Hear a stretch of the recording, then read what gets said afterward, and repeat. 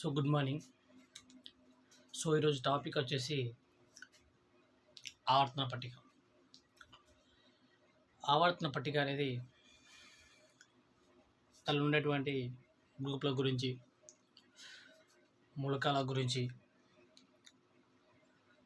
మరియు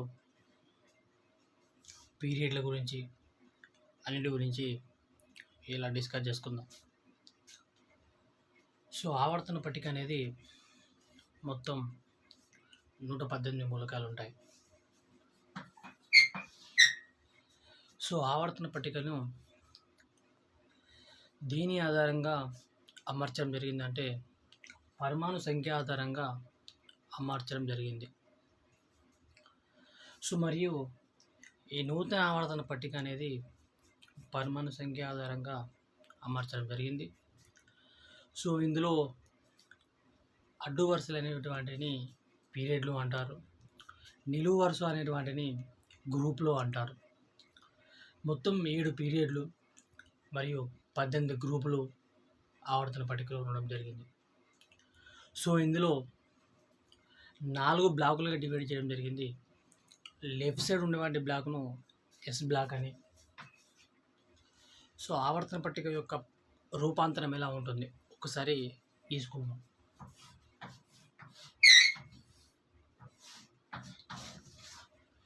left side ఉండేటువంటి బ్లాకులను ఎస్ బ్లాకులు అని, రైట్ సైడ్ ఉండేటువంటి బ్లాకులను పి బ్లాకులు అని, మధ్యలో ఉండేటువంటి బ్లాకులను డి బ్లాకులు అని, మరియు కింద ఉండేటువంటి బ్లాకులను ఎఫ్ బ్లాకులు అని అంటారు. ఎస్ బ్లాక్లు మరియు పి బ్లాక్లు అనేటువంటివని ప్రాతినిధ్య మూలకాలు అంటారు. డి బ్లాక్లు అనేటువంటివి పరవర్తన మూలకాలు అంటారు. ఎఫ్ బ్లాక్ మూలకాలు అనేటివి అంతర్ పరవర్తన మూలకాలు అంటారు.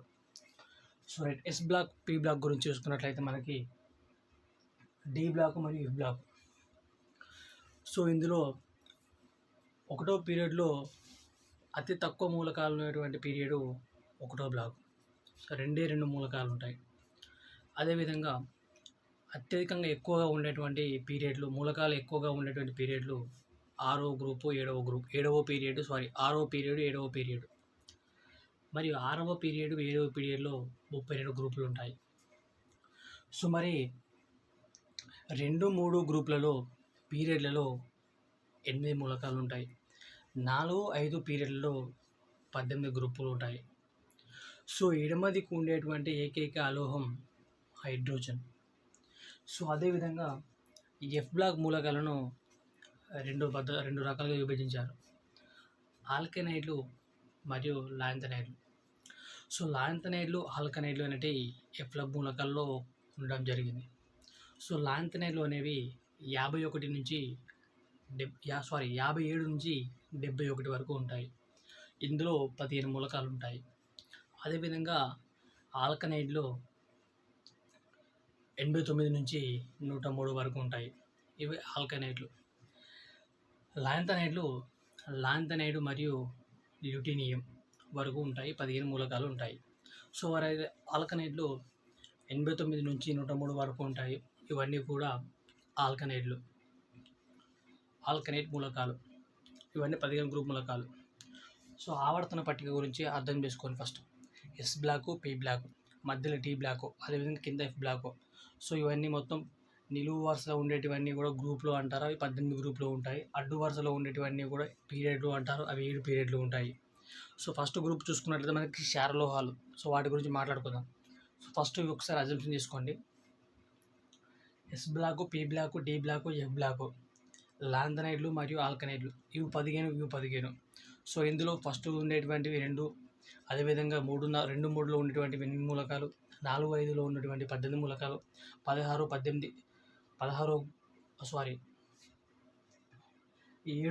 గ్రూపు మరియు 7వ పీరియడ్ మరియు 6వ పీరియడ్లో ఉన్న మూలకాలు 32 మూలకాలు. ఇవన్నీ కూడా ఎస్ బ్లాక్ గురించి, ఆవర్తన పట్టిక గురించి డిస్కస్, కొంచెం ఎక్స్ప్లెనేషన్. అందులో ఉండేవాటి మూలకాల గురించి, వివరణ గురించి మాట్లాడుకుందాం. ఫస్ట్ ఎస్ బ్లాక్ మూలకాలు. ఫస్ట్ ఒక విషయం ఇప్పుడు మర్చిపోయా. ఫస్ట్ గ్రాఫ్ మరియు సెకండ్ గ్రాఫ్ మూలకాలలో వాటి యొక్క పరమాణు సంఖ్యను కనుగొనాలి అంటే ఫస్ట్ గ్రాఫ్ ఓన్లీ సెకండ్ గ్రాఫ్లలో పరమాణు సంఖ్య మాత్రమే కనుగొనాలి అంటే వాటి ఆధారం 2 + 8 8 18 18 32. మళ్ళీ ఒకసారి చూడండి, 2 8లో 18 18 32. ఇవన్నీ కూడా ఫస్ట్ గ్రూప్ మూలకాలు, సెకండ్ గ్రూప్ మూలకాలు పరమాణు సంఖ్యలు కనుగొనడానికి. తర్వాత 13 నుంచి 18 వరకు కూడా 17 వరకు కూడా పరమాణు సంఖ్యలు కనుగొనాలంటే 12 2 1 8. సో 18 18 32 32. సో ఇది ఒకసారి గుర్తుపెట్టుకోండి. అవన్నీ ఎలా రాయాలనేది నోట్ చేసుకుందాం. సో ఇప్పుడు మళ్ళీ మనం ఆవర్తన పట్టికలో ఉన్నటువంటి అంశాల గురించి మాట్లాడుకుందాం.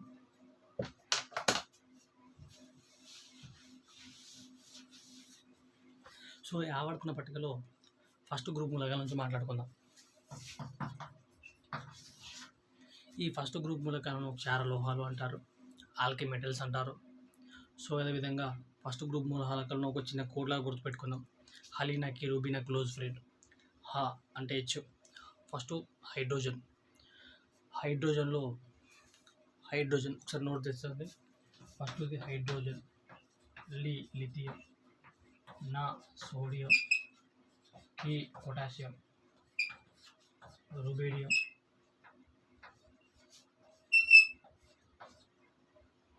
స్ట్రెన్సియం, ఫ్రాన్సియం, 7 మూలకాలు.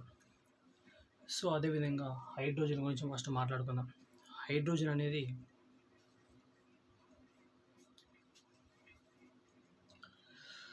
మనకి హైడ్రోజన్ దహనశీల వాయువు.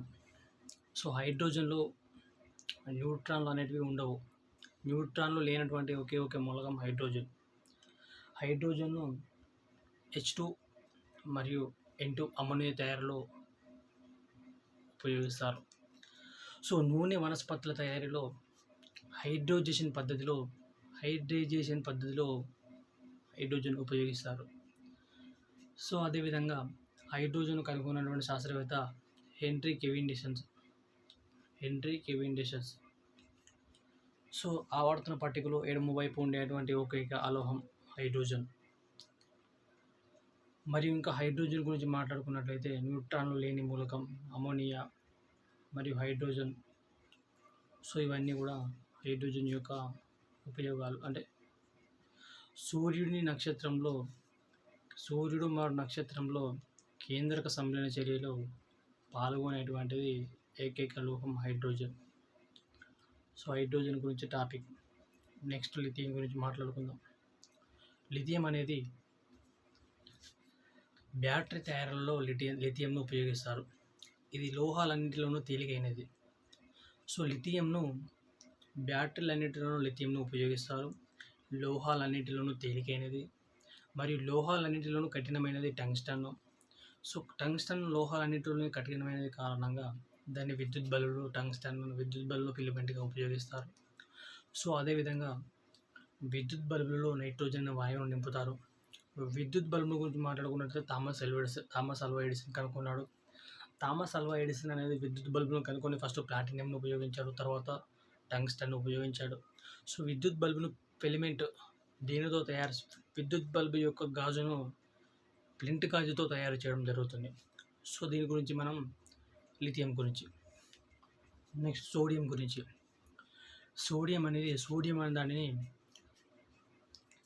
కిరోసిన్లో కానీ పొటాషియంలో కానీ నిల్వ చేయడం జరుగుతుంది. సో ద్రవ సోడియంను అణు రియాక్టర్లో శీతలీకరణంగా ఉపయోగిస్తారు. సో అదేవిధంగా సోడియం లోహాన్ని కృత్రిమ రబ్బరు తయారీలో ఉపయోగించడం జరుగుతుంది. అది సోడియం. సో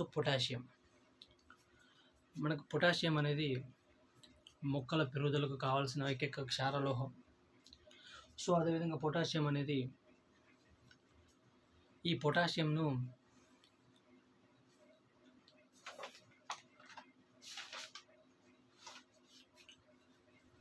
ఫోటో ఎలక్ట్రికల్ ఘటాల్లో మరియు ఉష్ణోగ్రతను కొలిచేటువంటి థర్మామీటర్లలో పొటాషియంను ఉపయోగిస్తారు. సో రుబేడియం, సీజియం, ఫ్రాన్సియం ఇవన్నీ కూడా దానికి చెందినటువంటి మూలకాలు. సో వాటి గురించి పెద్దగా మనకి అవసరం లేదు టాపిక్. సో నెక్స్ట్ క్షార లోహాలు అనేటివి ఫస్ట్ ఏ గ్రూపులకు సంబంధించినవి. ఇవన్నీ క్షార లోహాలు అంటారు ఫస్ట్ ఏ గ్రూపులకు, కానీ ఇవన్నీ ఆల్కలీ మెటల్స్ అంటారు. సో ఇవన్నీ పాయింట్ అవి గుర్తుపెట్టుకోవాలి ఫస్ట్ ఏ గ్రూప్ మూలకాల గురించి ఓన్లీ. సో నెక్స్ట్ సెకండ్ ఏ గ్రూప్ మూలకాల గురించి మాట్లాడుకుందాం.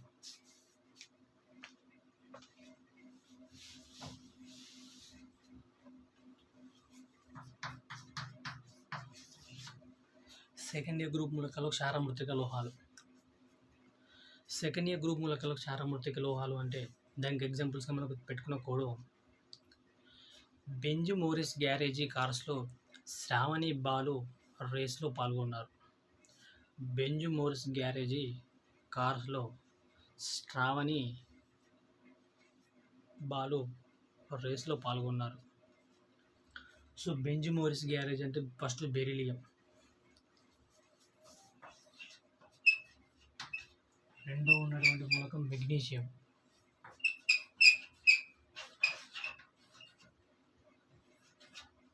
మూడవది కాల్షియం,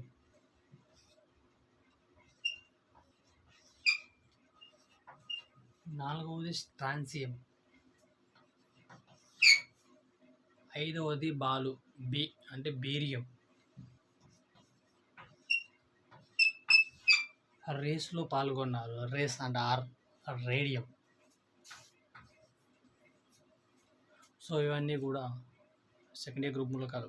ఫస్ట్ బెరిలియం గురించి మాట్లాడుకున్నట్టే ఈ బెరిలియం ఆక్సైడ్ను అణు రియాక్టర్ తయారీలో మితకారిగా ఉపయోగిస్తారు. బెరిలియం ఆక్సైడ్ను అణు రియాక్టర్ తయారీలో మితకారిగా ఉపయోగిస్తారు. సో అదేవిధంగా నెక్స్ట్ మెగ్నీషియం గురించి మాట్లాడుకున్నట్టయితే మెగ్నీషియంను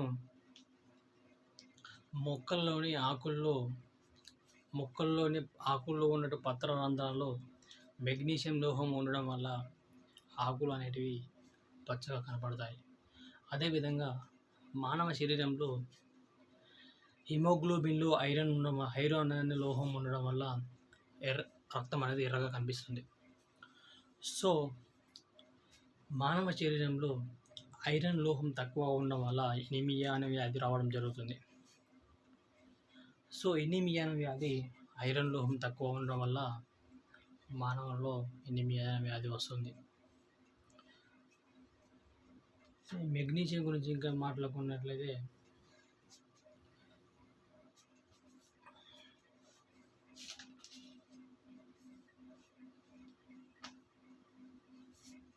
మెగ్నీషియం పొడిని పేలుడు పదార్థాల తయారీలో ఉపయోగిస్తారు. అదేవిధంగా అల్యూమినియం పొడి మరియు అమోనియం నైట్రేట్ల మిశ్రమాన్ని అమోనాల్ అంటారు. అదేవిధంగా మెగ్నీషియం కార్బోనేట్ మరియు సోడియం ఫ్లోరైడ్.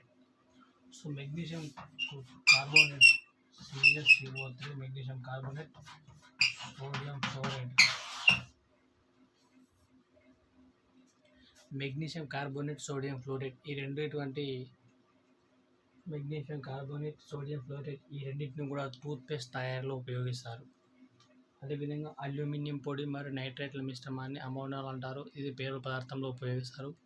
ఇంకొక పాయింట్ తెల్ల ఫాస్ఫరస్, వైట్ ఫాస్ఫరస్. ఈ వైట్ ఫాస్ఫరస్ను నీటిలో నిల్వ చేస్తారు.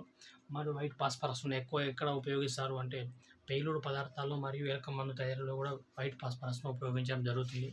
సో అదేవిధంగా నెక్స్ట్ కాల్షియం మానవ శరీరంలో అత్యధికంగా ఉండే లోహం కాల్షియం. సో ఈ కాల్షియం అనేది మానవ శరీరంలో ఎముకలకు మరియు దంతాలకు ఎక్కువ ఉపయోగపడే లోహం కాల్షియం. సో ఎముకల పెరుగుదలకు ఉపయోగపడే ఏకైక అలోహం ఫాస్ఫరస్. ఈ మానవ శరీరంలో ఎముకల్లో కాల్షియం మరియు ఫాస్ఫరస్ అనేది కాల్షియం ఫాస్ఫేట్ రూపంలో ఉండడం జరుగుతుంది. ఈ కాల్షియం ఫాస్ఫేట్ రూపానికి ఫార్ములా వచ్చేసి Ca3PO4. మానవ శరీరంలో కాల్షియం మరియు ఫాస్ఫేట్ అనేది కాల్షియం ఫాస్ఫేట్ రూపంలో ఉంటుంది. సో దీన్ని కాల్షియం ఫాస్ఫేట్ రూపం అంటారు.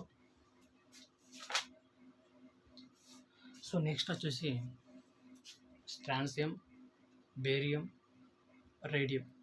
ఈ మూడు గురించి కూడా పెద్దగా అవసరం లేదు.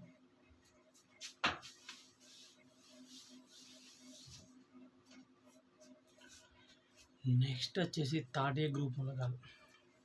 థర్డ్ ఏ గ్రూప్ మూలకాలను 13వ గ్రూప్ మూలకాలు అంటారు. సో ఫస్ట్ ఏ గ్రూప్ మూలకాలను 1వ గ్రూప్ మూలకాలని, సెకండ్ ఏ గ్రూప్ మూలకాలను 2వ గ్రూప్ మూలకాలు అంటారు. థర్డ్ ఏ గ్రూప్ మూలకాలని 3వ గ్రూప్ మూలకాలు అని అనరు. థర్డ్ ఏ గ్రూప్ మూలకాలని 13వ గ్రూప్ మూలకాలను మాత్రమే అంటారు.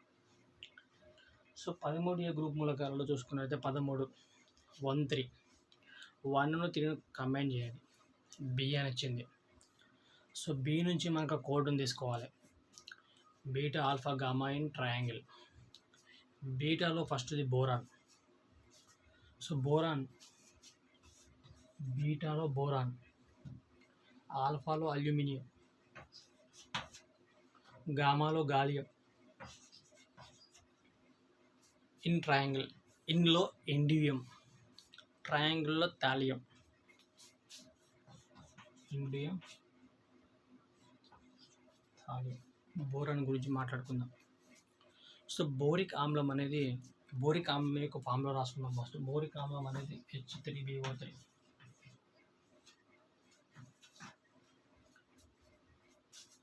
H3BO3.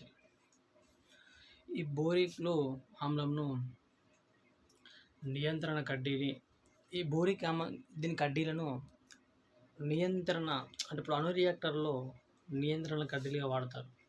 సో అక్కడ నుంచి అణు రియాక్టర్లో ఏమేమి వాడుతున్నారని ఒకసారి రికాల్ చేసుకుంటే, సోడియంను, ద్రవ సోడియంను అణు రియాక్టర్లో శీతలీకరణంగా ఉపయోగిస్తారు అని చెప్పుకున్నాం.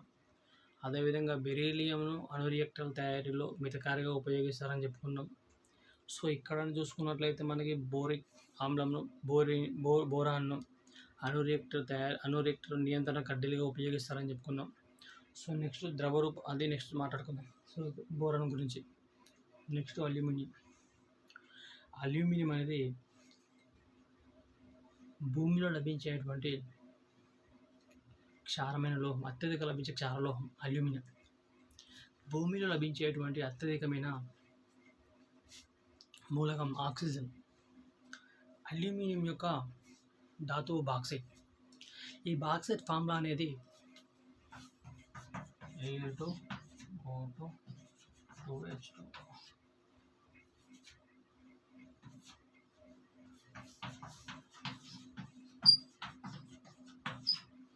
Al2O3 2H2O, 2 హైడ్రోజన్లు, 3 ఆక్సిజన్లు, 1 aluminium. Al2O3 2H2O, ఇది బాక్సైట్ యొక్క ఫార్ములా. అల్యూమినియం పొడిని, అల్యూమినియంను ఎక్కువ సిల్వర్ పెయింట్ తయారీలో ఉపయోగిస్తారు. సిల్వర్ పెయింట్ తయారీలో సిల్వర్ శాతం 0. అల్యూమినియం పొడిని లిన్సిడ్ అనే ద్రావణానికి కలపడం వలన సిల్వర్ పెయింట్ తయారవుతుంది. అదేవిధంగా అల్యూమినియం పొడి అమోనియం నైట్రేట్ల మిశ్రమాన్ని అమోనాల్ అంటారు. ఇంతకుముందుకు మాట్లాడుకున్నాం. అమోనల్ అంటారని మాట్లాడుకున్నాం. అమోనియం అనేది అల్యూమినియం పొడి మరియు అమోనియం మిశ్రమాన్ని అమోనల్ అని మాట్లాడుకున్నాం. దీన్ని పేలుడు పదార్థాల తయారీలో ఉపయోగిస్తారు. పేలుడు పదార్థాల తయారీలో ఉపయోగిస్తారు దీనిని, అల్యూమినియం పొడి మరియు అమోనియంను. అల్యూమినియం గురించి చూసుకున్నట్లయితే ఇది 3వ గ్రూప్లో 3వ పీరియడ్లో ఉంటుంది ఆవర్తన పట్టికలో. So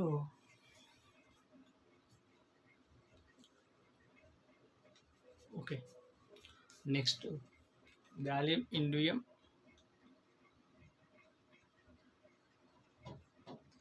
thallium. వీటి గురించి కూడా పెద్దగా మనకి సబ్జెక్ట్లో ఏం లేవు. సో నెక్స్ట్ వచ్చేసి థర్డ్ ఏ గ్రూప్ మూలకాలు అయిపోయింది. అంటే థర్డ్ ఏ గ్రూప్ మూలకాల్లో బి గురించి బోరాన్ కుటుంబం అంటారు ఇది. సో ఫోర్త్ ఏ గ్రూప్ మూల గురించి మాట్లాడుకుందాం.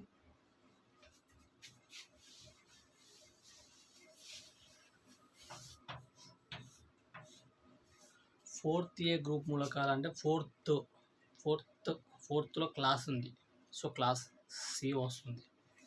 సి అనేది దీనికి ఒక కోడ్ పెట్టుకుందాం. క్లాస్లో సీత, గీత, స్నేహ పబ్జీ ఆడుతున్నారు. లాస్ట్‌లో సి ఉంది కాబట్టి సి అనేది కార్బన్ కుటుంబం. 4th గ్రూప్ మూలకాలు కార్బన్ కుటుంబం అంటారు. కార్బన్ గురించి మాట్లాడుకున్నట్లయితే కార్బన్ అనేది అత్యధిక సమ్మేళనాలు చేసి ఉంటుంది. సో మనం ఒక్కొక్కటి టకటక మాట్లాడుకుందాం. టకటక ఫినిష్ చేసుకుందాం. కార్బన్ అనేది కార్బన్‌లో అత్యధిక సమ్మేళనాలు ఉంటుంది.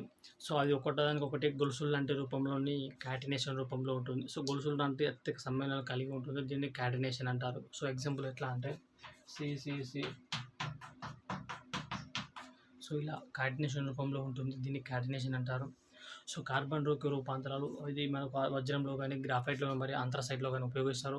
దీనికి ద్రవీభవన స్థానం మరి బాష్పీభవన స్థానం ఎక్కువగా ఉంటుంది కార్బన్ది. సో కార్బన్ని ఇంకా మనం ఏ విధంగా మాట్లాడుకోవచ్చు అంటే ప్రకృతిలో లభించే కఠినమైన దృఢమైన లోహం అనేది కార్బన్. సో దృఢమైన మృదువైన లోహం అనేది గ్రాఫైట్గా మాట్లాడుకోవచ్చు. సో కార్బన్ గురించి టాపిక్ ఇది. క్లాస్లో సి కార్బన్ అయిపోయింది. గీత ఉంది. సో గీత అనేది ఏమిటి?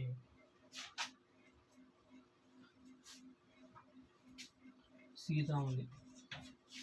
క్లాస్లో కార్బన్ అయిపోయింది. సీత ఉంది. సిలికాన్. ఈ సిలికాన్ అనేది సౌర ఘటాల్లో సిలికాన్ ఉపయోగిస్తారు. మరియు ట్రాన్సిస్టర్లు అర్ధవాహకంగా సిలికాన్ ఉపయోగిస్తారు.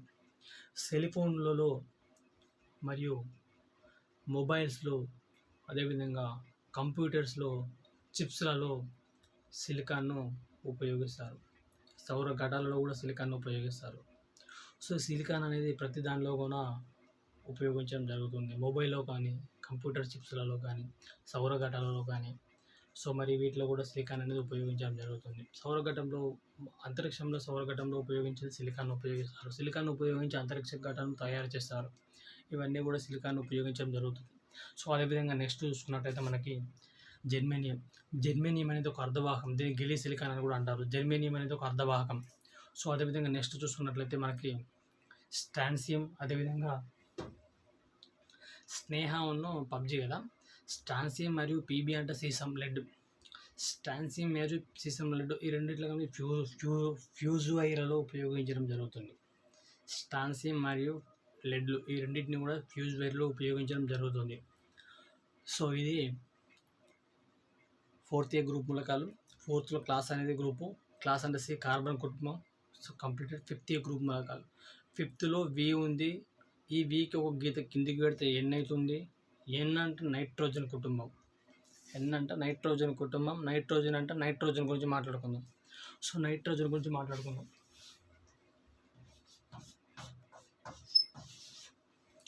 ఈ నైట్రోజన్కి మనకు ఉండే మూలకాలకు ఒక షార్ట్కట్కి అంటే నవ్య పార్టీలో అసలు సభ్యుడు బిస్మిల్లా.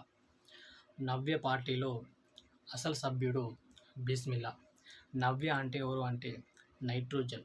నైట్రోజన్ చూసుకున్నట్టయితే మనకి ఈ నైట్రోజన్ను వాయువులలో మనకి ఎక్కువ ఉంటుంది. అదేవిధంగా విద్యుత్ బల్బులలో నైట్రోజన్ ఉపయోగిస్తారు.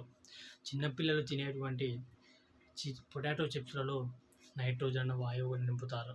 సో అందులో ఉండేటువంటి ఆ పదార్థాలు తొందరగా పాడవకుండా ఉండడానికి నైట్రోజన్ వాయువును ఉపయోగిస్తారు. సో అదేవిధంగా నైట్రోజన్ను ఇంకా బంగారంను కరిగించడంలో ఉపయోగిస్తారు. ఏ విధంగా ఉపయోగిస్తారు? బంగారంను ఏ విధంగా కరిగిస్తారు? సో బంగారం యొక్క పరమాణు సంఖ్య ఎంత? 69. సో బంగారం యొక్క పరమాణు సంఖ్య 69. సో బంగారంను సాంకేతికము ఏయు. ఈ బంగారంను ఆక్వేరియంలో ఉపయోగిస్తారు. ఆక్వేరియం మిశ్రమంలో ఏమేమి ఉంటాయి?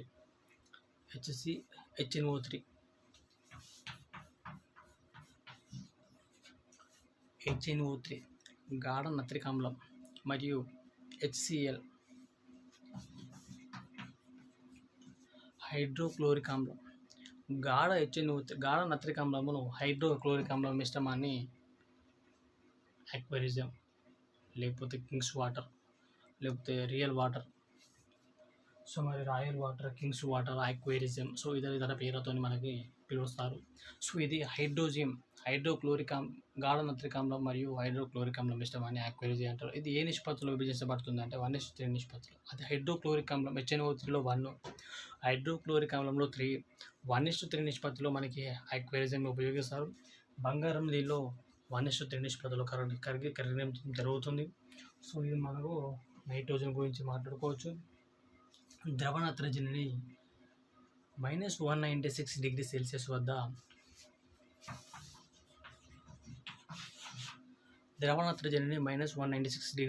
వద్ద పశువుల యొక్క శుక్ర కణాలను భద్రపరచడం జరుగుతుంది. సో మన క్వశ్చన్స్ అడుగుతూ ఉండొచ్చు, ఏ విధంగా అంటే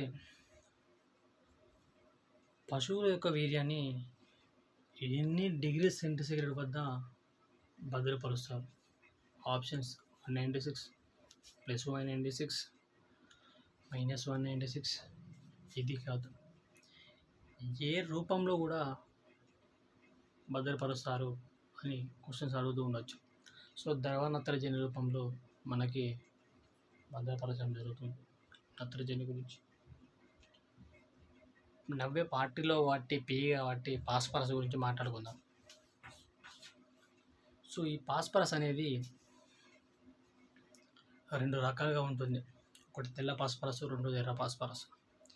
వైట్ పాస్పరస్ను ఇంతకుముందుగా మాట్లాడుకున్నాం, పేలుడు పదార్థాల్లో కానీ మరియు మన తయారీలో కానీ ఉపయోగిస్తారని చెప్పుకున్నాం. వైట్ పాస్పరస్ను ఎక్కడ నిల్వ చేస్తారు? నీళ్ళు నిల్వ చేస్తారు. తెల్ల పాస్పరస్ వచ్చి అది తెల్ల పాస్పరస్. సో నెక్స్ట్ ఎర్ర పాస్పరస్ను అగ్గిపెట్టె తయారీలో ఉపయోగిస్తారు. అగ్గిపెట్టె తయారీలోని గరుకు తలానికి ఎర్ర భాస్వరం, యాంటీమోనీ సల్ఫైడ్ ఈ 2 మిశ్రమాలను ఉపయోగించి అగ్గిపెట్టె యొక్క గరుకు తలానికి ఉపయోగిస్తారు ఈ రెండింటిని. సో ఈ అగ్గిపుల్ల యొక్క తల భాగానికి ఎర్ర భాస్వరంతో పాటు యాంటీమోనీ సల్ఫైడ్తో పాటు ఇంకొకటి పొటాషియం క్లోరైడ్ కూడా ఉపయోగిస్తారు తల భాగానికి. సో ఇది రఫ్ చేసినప్పుడు మండడానికి బోరాక్స్ ద్రావణంలో లేదా అమోనియం ద్రావణంలో ఉంచుతారు అగ్గిపుల్ల భాగాన్ని. సో నెక్స్ట్ నవ్వే పార్టీలో అసలు సబ్జెక్ట్ అని చెప్పినాం కదా. సో నెక్స్ట్ కూడా పెద్ద ఇంపార్టెంట్ ఏం లేదు. ఆ తర్వాత వచ్చేసి మనకి 5th A గ్రూప్ మూలకాలు అయిపోయింది. 6th A గ్రూప్ మూలకాలు. 6th A గ్రూప్ మూలకాలలో 6th అని ఉంది కాబట్టి సి అనేది కాకుండా మనం 6th. సో మరి 6th అయిపోయింది.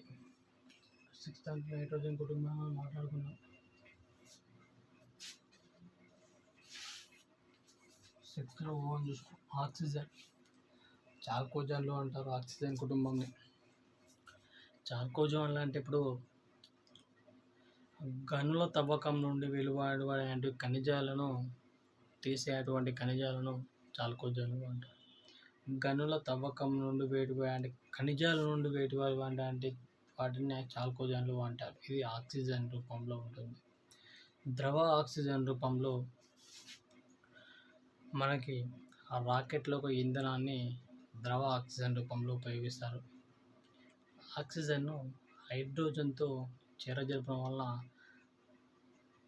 ఆక్సిజన్ హైడ్రాక్సైడ్గా ఏర్పడి ఆక్సిజన్ హైడ్రాక్సైడ్ జ్వాల ఏర్పడి 220 డిగ్రీల సెంటీగ్రేడ్ అనేది ఉత్పత్తి అవుతుంది. అదేవిధంగా ఆక్సిజన్ అనేది ఎసిటిలిన్తో చేరజరపడం వల్ల ఆక్సా ఎసిటిలిన్ ఏర్పడుతుంది. సో ఇది కూడా 3300 డిగ్రీ సెల్సియస్ అనేది ఉష్ణోగ్రతని నమోదు చేస్తుంది. సో ఆక్సిజన్ను మన వాతావరణంలో ఆక్సిజన్ 1/5 ఉంటుంది. ఈ ప్రకృతిలో లభించే ఆక్సిజన్లన్నీ కూడాను మానవ శరీరానికి చాలా దోహదపడతాయి. ఓజోను పొరను నష్టం చేసేటువంటి కారకాలు. ఈరోజు జరిగినటువంటి ఎస్ఐ ప్రిలిమ్స్లో ఈ క్వశ్చన్ రావడం జరిగింది. సో దురదృష్టవశాత్తు నా రివిజన్ చేయడానికి లేకపోవడం వల్ల ఒక బిట్ లాస్ అవ్వడం జరిగింది. సో ఓజోను పొర నష్టం కలిగించేటువంటి వాయువులు క్లోరోఫ్లోరోకార్బన్, ఇంట్లోనే ఉండేటువంటి ఏసీ కానీ మరియు ఫ్రిడ్జ్ల నుంచి వెలువడే వాయువుల వల్ల ఓజోన్ పొర అనేది నష్టం జరుగుతుంది. అదేవిధంగా CH4 మీథేన్ ఈ మీథేన్ను ఈ మీథేన్ వల్ల జీవ వ్యర్థ పదార్థాల వల్ల ఓజోన్ పొర అనేది నష్టం జరుగుతుంది.